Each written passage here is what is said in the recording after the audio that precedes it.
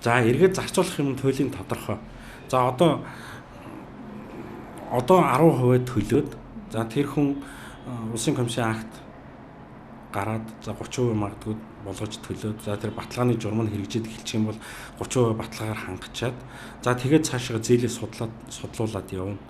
А өөрөө тэр чин банкн дээр урд нь зээлийн шалгуур шаардлага хангаагүйгээ одоо хангасан гэж бичиж явж байгаа хүмүүс төр л гарч байгаа асуудал шүү дээ.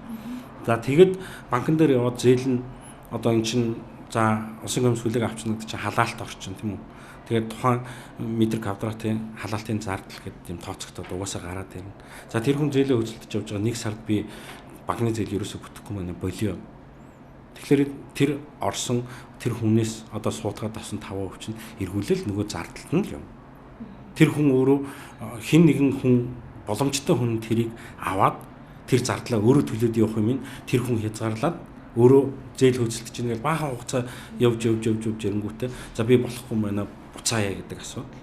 Тэгэхээр нөгөө 5% чинь суудахсан юм нь ерөөсөө тэрнэд л эргэж шинэ.